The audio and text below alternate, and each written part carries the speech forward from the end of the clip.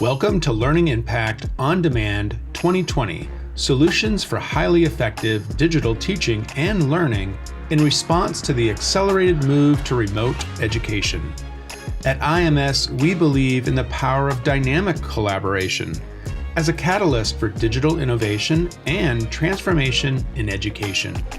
In this spirit, we're bringing together leaders in our community, representing top learning institutions and edtech suppliers, to share knowledge and ideas for reimagining the educational experience and exploring new opportunities to shape the future of teaching and learning.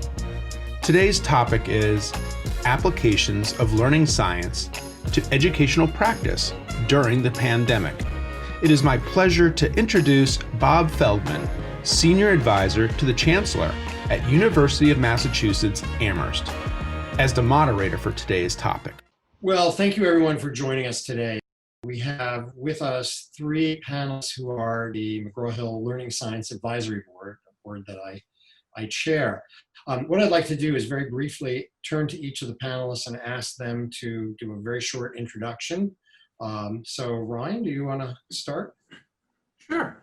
I'm Ryan Baker. I'm the director of the University of Pennsylvania Center for Learning Analytics, and I do research on how students' engagement and learning can be detected from their interactions with online learning and what that implies for their future possible outcomes. Thank you. Tanya? Hi, I'm Tanya Gustin. I'm a senior scientist and the director of digital learning research and development at the University of Wisconsin-Milwaukee. I also head up the National Research Center for Distance Ed and Tech Advancements, where we spend a lot of time researching online learning and different factors, instructional and institutional, that impacts student success. Thank you. Rose? Thanks, Bob. So I'm Rose Luckin. I'm a professor at University College London with a background in artificial intelligence and education. I'm also the founder of a spin-off startup company where we look at helping lots of smaller educational technology companies understand how they can generate evidence about whether their product or service is or is not delivering a good educational outcome. And we try to talk to them about learning science as we go through that process. Thank you. And I'm, as I said, Bob Feldman. I'm at the University of Massachusetts, Amherst, and I'm a member of the Psychological and Brain Sciences Department, as well as senior advisor to the Chancellor. I want to get started. I'm going to turn to you, Ryan, first, because you are teaching right now online, and I'd like to hear your experiences and how that's going, and in particular how how learning science may inform what it is that you're doing. Sure, Bob. So I've been teaching massive online open courses for several years now. And so to me, the switch to online wasn't perhaps as dramatic or difficult as it was for a lot of faculty who hadn't previously been doing this. This semester, because I've had the ability to plan ahead a little bit, I've designed my courses very much around a model where, rather than making people sit through hours and hours of synchronous Zoom discussions, we're leveraging what we've learned from the learning sciences about how people learn through being involved in rich activities, how we can create good group activities and good group discussions on forums using the technologies we have and that are familiar. So that's very much kind of played a large role in my teaching this semester. We're just getting started with the new semester, but I'm not particularly concerned because of that past experience, and hoping that that can be useful to other folks. Great.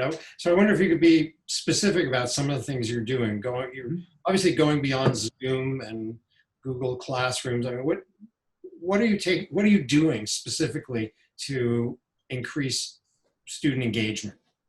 Great question. So, and thank you for the opportunity to be a little clearer. So for example, in one of my classes, I've designed some assignments in a platform called Assessments. And Assessments can embed directly into Canvas or edX.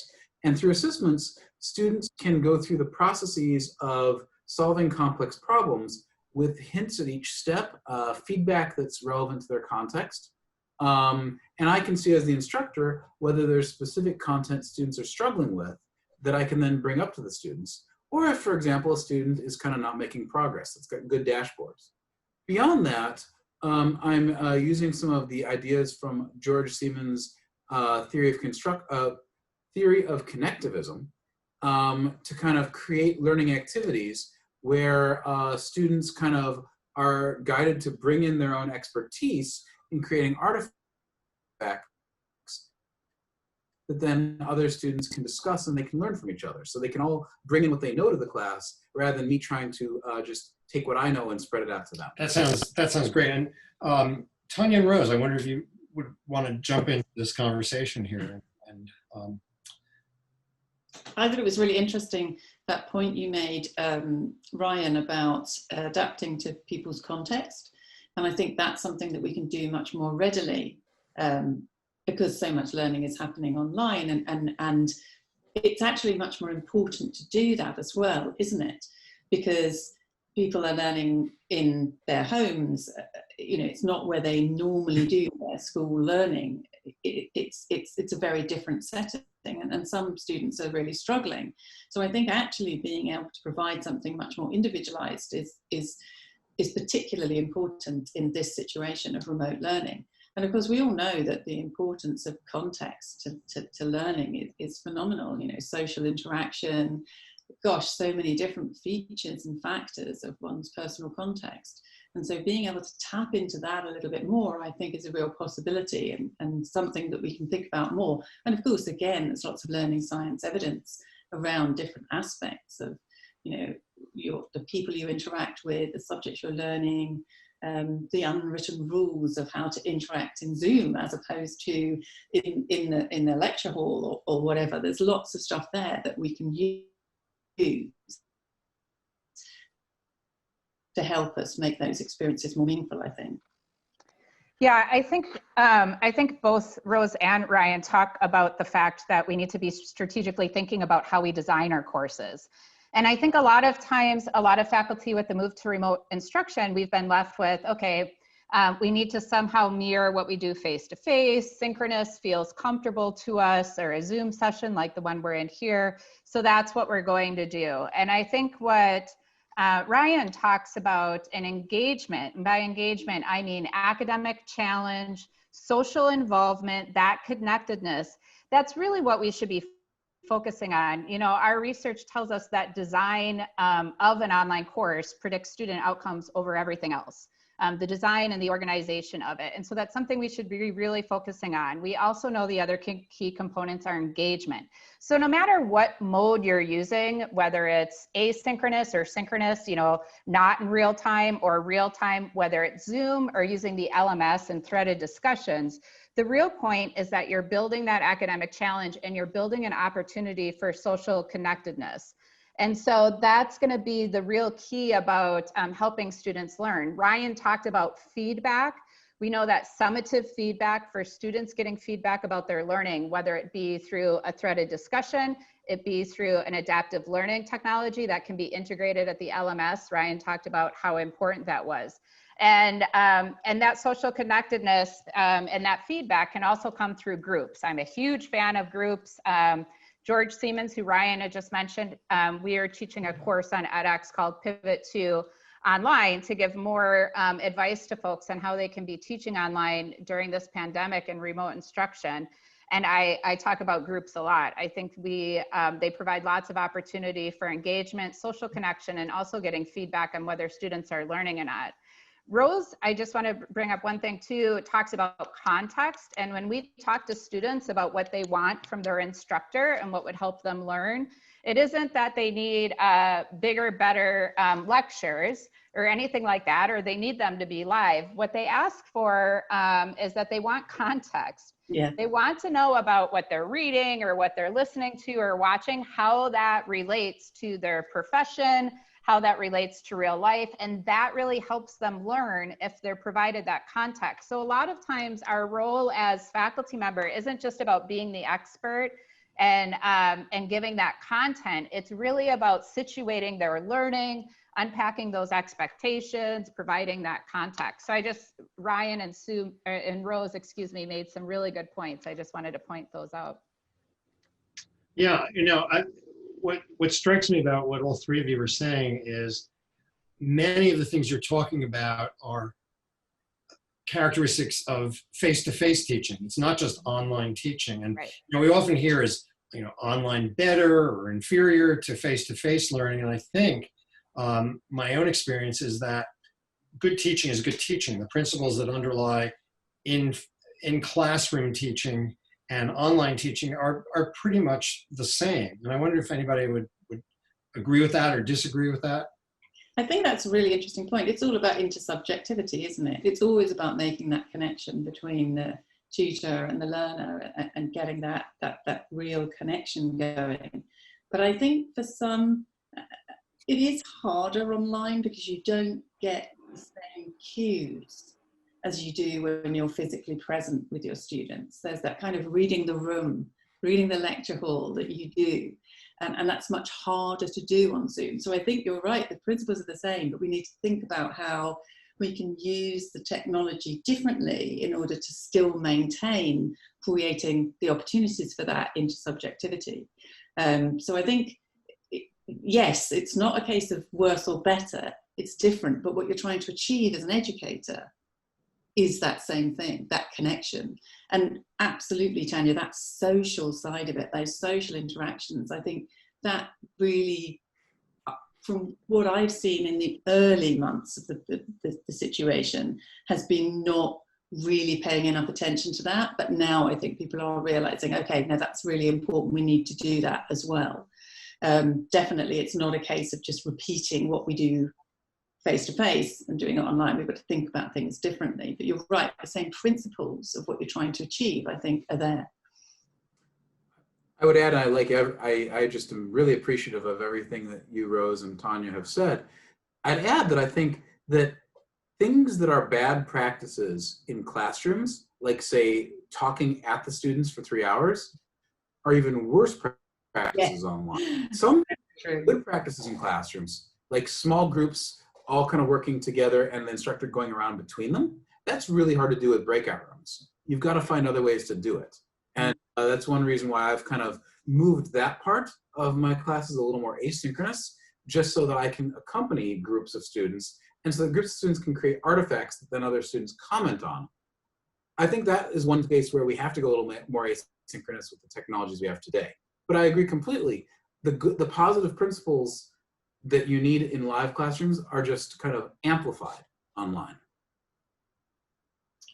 Yeah, I think that's really important.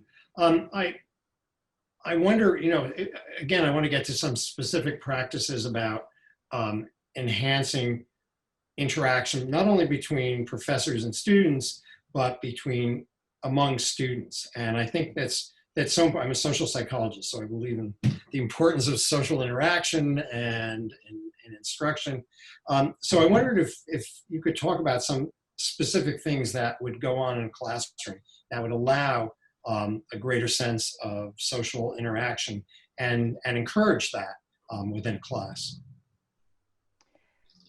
Well, I'm going to jump in here. I think one thing that Ryan talks about is really important is that the technology is going to magnify any challenges or any flaws in your pedagogical or your instructional approach.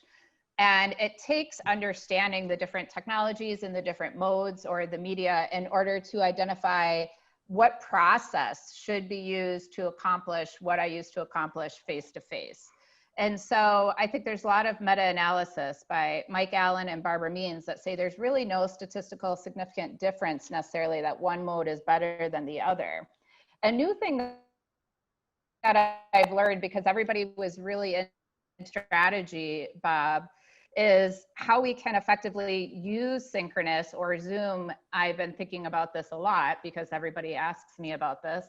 And it isn't necessarily the place that you need to be delivering the content or the lecture or talking about things. But what I have really found is that synchronous sessions are really great for self-regulation. So when we have face-to-face classes, you know, everyone has to show up on a Tuesday or a Thursday or Wednesday or whatever at a certain day and time. And it sort of gets you on task, right? Oops, I quick have to do some reading, or I have to take a quiz before class, or this sort of thing. I have to let my faculty member know what I've learned or what I haven't learned in the interim here. When we have online, sometimes we lose that. So I think by having the synchronous sessions on, let's say, the start of the week, you're giving students that opportunity to self-regulate their learning, because they're going to do the reading that they needed to. They can listen to a recorded lecture or visit some websites or whatever they were supposed to do. They can also take a quiz, which allows you as the faculty member to get that feedback on what the weaknesses in their learning are, and they're understanding that as well. So when you go into your Monday morning, let's say synchronous session, your live session, everyone's done their work, you're sort of caught up there. You know what you need to address in the synchronous class because you've seen the quiz results or whatever the assessment was. Maybe it was an online discussion. And the students know what they need to study up on more, or that they need to listen to you to gain this knowledge before they have an assessment. So I think by using those synchronous meetings to address weaknesses in the learning, to help everyone self-regulate, and I also think it's a great way to sort of build that connection, that sort of social presence. So you're not just reading lecture notes, or, you know, I'm so not charismatic talking to a computer. It's awful. And so you can't really build an immediacy or intimacy with each other if you're just reading your lecture notes or something like that. So I think having these opportunities for video introductions, synchronous meetings where you can sort of unpack those expectations and address the weaknesses in learning are really helpful. To me, that's just one thing I've been thinking about. Such nice points, Tanya. And I would just add that that same principle of kind of getting people to have something they've got to anchor on every week. If you're not synchronous, then you need to have assignment deadlines every week, because otherwise people procrastinate like crazy. And there's a lot of evidence. If you go asynchronous and you have 2 deadlines the whole semester, people are going to miss the first deadline pretty, and they're going to get behind, and they're attrition. Can't fix. You're so right. You really are. I completely see that. And I think that interleaving is really important as well, Tanya. You know, that you sort of interleave some inputs, you do asynchronously, some contact, some grouping. I think it's more important to do that in a remote situation, even more important than when you're face-to-face, to create those breaks to get that. But you're right about that regulation, that structure that can really help anchor people's learning and their interactions. Really good points. Well, and it gets into whether you like it or not, you have to implement active learning pedagogies or instructional approaches. Yeah. You have to have them doing something every few days. You have to be giving them feedback on their learning every few days. Or what you're going to see is if you don't do anything for a few weeks, I always say, like, they drift off into cyberspace. There's no accountability. They're not getting any feedback on their learning. You're trying to use, you know, an instructor-centered approach, and it just doesn't work online. And then you see high attrition. You have like 30% of your students are dropping out, maybe more. And so it's very important that we start thinking about active learning instructional techniques or different things that you can do to help keep them connected to the course, connected to each other, connected to you. So those are, I feel like you're sort of forced into some of these things because that's just what the medium sort of requires in some way. But it ends up, those are the things that we've known for decades positively impact students, right? Active learning. Yeah, so it's awesome. Exactly. So true. Exactly. You know, all of these things, they're fantastic ideas and approaches. It kind of assumes that all students have equal access to broadband, to materials, to being able to get online when they need to get online. And we know, of course, that's not the case. And, you know, you know, we think of it as at the moment as a almost uniquely American problem that we're facing because of events in the country. But I'm sure, Rose, the same thing is true in Great Britain. I wondered if you'd like to take a stab at the equity question and how that affects what we do and what we can do in a very practical way to try and address that. It's such an important question, and yes, absolutely, we're seeing it across all sectors. The huge exacerbation of the inequalities. There was another report out today saying that 1 in 3 university students have not been able to access remote learning. That's a huge number. Yeah. You know, we have to do something about this. But actually, the point I would really want to make is we need to know what's happening. You know, as learning scientists, we collect data. That's what we do, so that we can understand. And I think that's something we really, really must do, whether we do it in a small way for the groups of students we're teaching, or whether we do it in a big way. We have to understand what is happening here. We need the feedback about what's going on. So I think collecting data is fundamental to being able to understand. And I think it's fundamental to that question of equality. You know, just the reports we've seen in the last week, and as I say, this other one this morning, you know, really highlighting the seriousness of this problem are good at engaging people's minds. But what I would say also is that I think something I've realized over the years, and I know as a social psychologist, Bob, you will be right on this, is actually we don't just need the numbers. We need the thick data, as Tanya would call it. I think, you know, we need that qualitative. We need to understand. And we've been collecting, we've now done interviews with 100 educational leaders, and just the richness of that to complement the quantitative data that we can have is so important.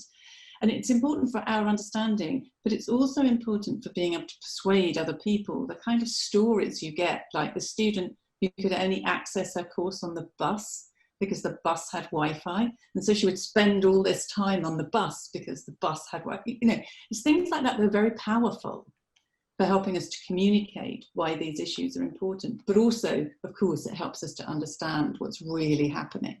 And it is serious for students who are disadvantaged. You know, their lack of access is a huge problem. It's difficult to get that data, but we have to get it. Yeah. I think you raise a really important point because, you know, we could look at learning analytics and they might tell us one story, but it's not going to tell us the full story unless we're taking a mixed methodological approach to collecting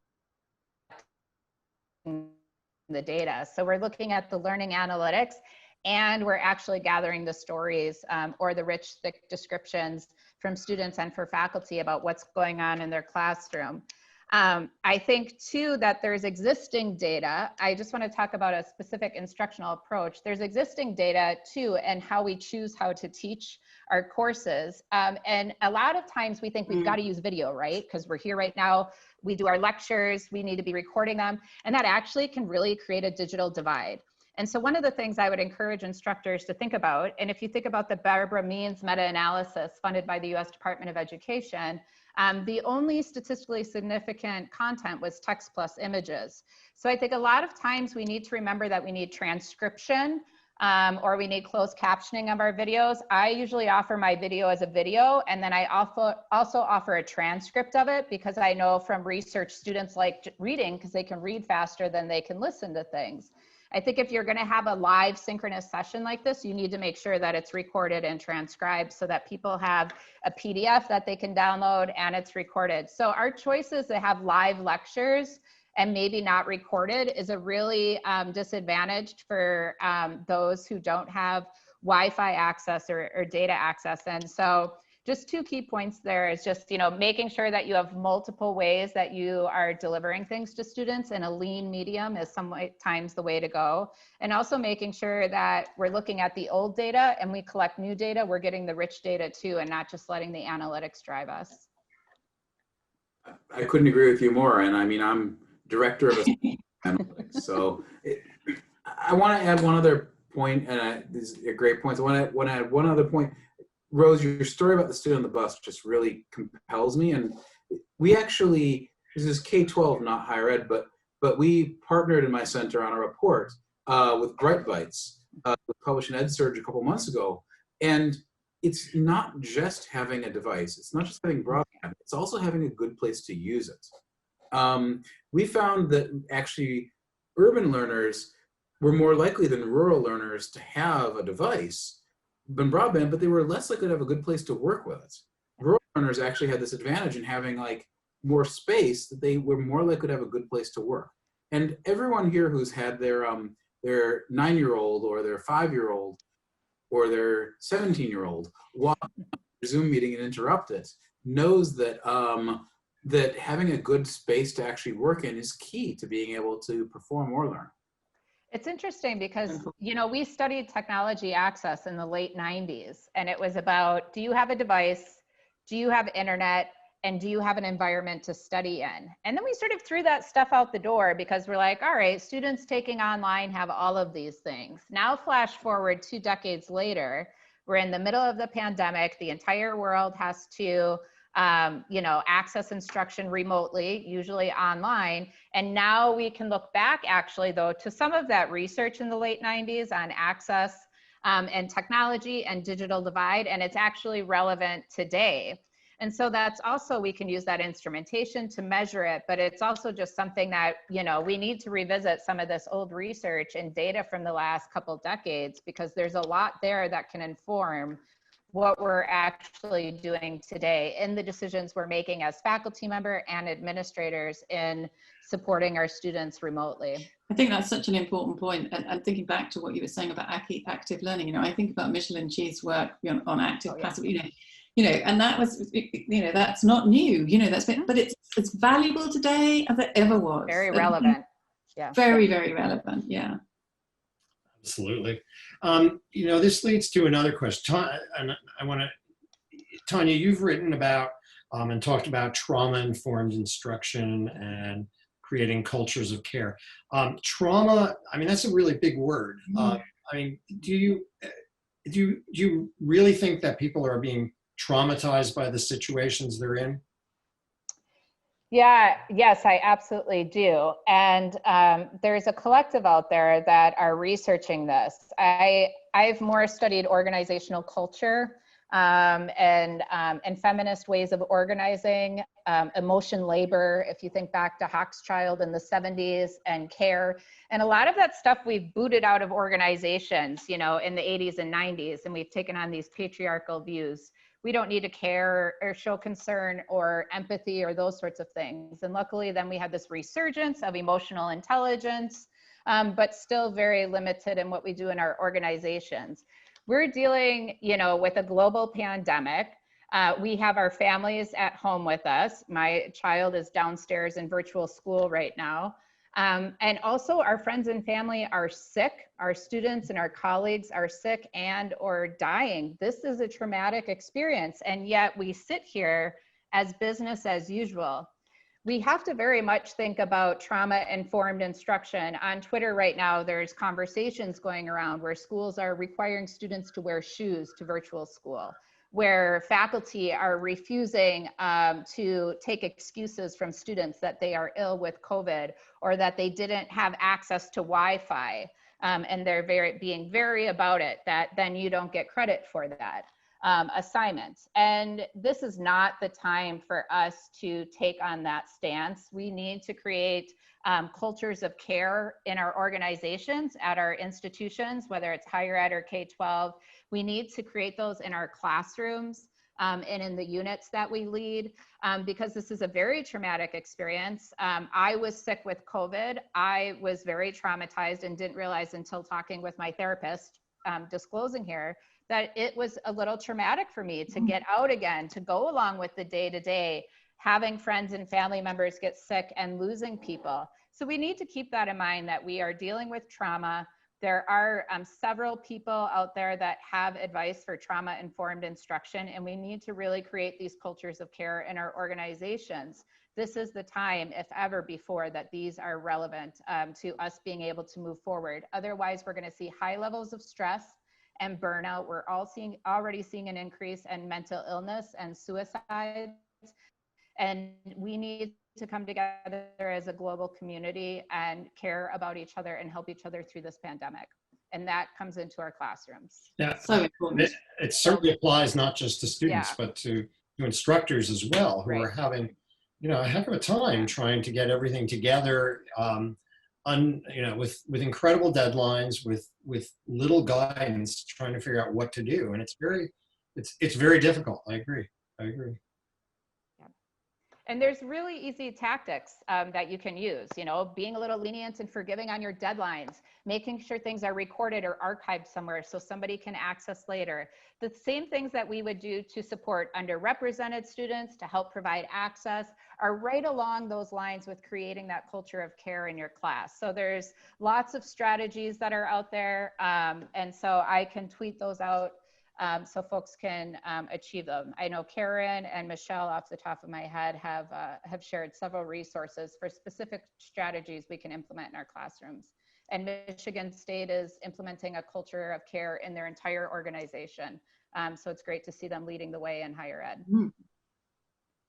Thank you. So I want to pivot a little bit, and as we're getting to the end of our time, it's easy enough to talk about the traumas and all the negative outcomes of what's going on right now. I wonder if there is, I don't know if it's a silver lining exactly, but are we going to learn things from this pandemic? Is learning science going to benefit from it in some way? I think, Rose, you touched upon it in terms of the importance of collecting data right now and the things we can learn from it. But aside from just trying to muddle through the current situation, is there something positive that we can see coming out of what's going on? There are, I can see some positive things. And I think Tanya's point about mixed methods research. So yes, we've got to collect the data, but it's got to be complementary, rich, varied. But some of the positives that I'm seeing is that it's a little contradictory, because sometimes the students who are disadvantaged, particularly those who are anxious or perhaps being bullied, or are actually achieving more in this situation. For some people, actually the physical presence was part of the problem. And so, there are some interesting findings across schools and universities where some students who struggle in the traditional situation actually can achieve more, and that's a positive. And I think there is a general positive around increased use of technology. I think that's very beneficial in us realizing that we have to make a move towards understanding how to leverage technology effectively, using what we know from the learning sciences to create good, coherent, seamless learning experiences that can help students learn wherever they are, because this situation is not going away. And I think it's taken us to a place that perhaps we'd wanted to get to previously, but hadn't had to. So although it's a horrible situation, and I couldn't agree more with Tanya about needing to have these cultures of care. It's so important for faculty and for students and families.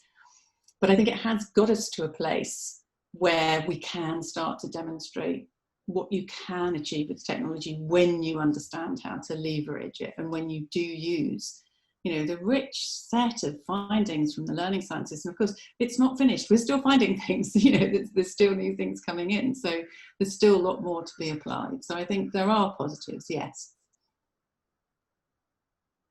Ryan, Tanya, any positives that you see? Yeah, just to build on what Rose is saying, we've been studying technology and human interaction for decades. I guess a century, if you think back to some of the early telecommunication models from the 1930s. And so, in this context, we've been studying technology and understanding the characteristics of the media and how that affects interactions, like social presence theory from the 70s for a long time. I think that this will really help because it's forcing people to better understand the characteristics of technology, but also understand how they can take advantage of it to help improve instruction and student learning. And so I think that's very much so a silver lining. I think also as Rose had talked about, sort of the democratization of technology. So, when we're talking about asynchronous threaded discussions, not in real time, but everyone has to participate. It's not just the same 3 students in your class talking to you. You get to see everyone is posting comments and feedback, and you're getting to understand who sometimes your brilliant students are that you might have never known. sitting in that classroom because maybe they are shy, they have communication anxiety. I might have been that student who just sits in the back and never says anything. And so I think there are definitely some benefits to the characteristics if we can learn how to take advantage of them and not let sort of the negative experiences that some people are having overwhelm us. I think moving forward, instruction is going to be better for all students across the globe.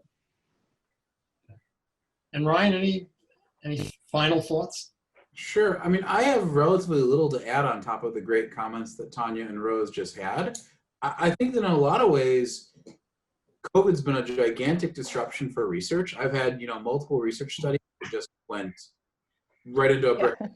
But we've had to learn from that. We've had to adapt our studies. And just the other day, we were kind of thinking about, well, if we can't do classroom observation in the same way we've been doing it, if we can't do classroom interviewing in the same way we've been doing it, then what are our alternatives? What are our new methods? What are the ways we're going to find? There's a lot of shakeup. And when you have that kind of shakeup, you learn new things. And some of those new things turn out to be quite useful. So I think a lot of Tanya's examples were fantastic for kind of, here are some of the, you wouldn't necessarily expect them, you wouldn't necessarily thought of them, but here are some of the good things for learners. I think we're going to have some of the same positive things for science. Certainly there's been an explosion in data use of massive online open courses and various online platforms. For a learning analytics researcher like myself, that's a lot more data. The data is messy in different ways, and there's a lot of things we have to think about, but there are opportunities. At the same time, on the whole, I think what I hope is that when finally there's vaccines and treatments, and this is not quite as much of a concern acutely, we won't just snap back to where we were before, but take a few of the things we learned to have a more caring system, to have a little more thoughtful use of educational technology, and hopefully that will be ultimately some of the things we've exposed will be for students' benefit and for the benefit of the field. But it's certainly a difficult time for all of us. I think we're agreed on that. Well, thank you all. This was really an interesting discussion. I really appreciate your incredible expertise and your willingness to share it with folks. So thanks very much, and see you later. Bye-bye. Thank you, Bob.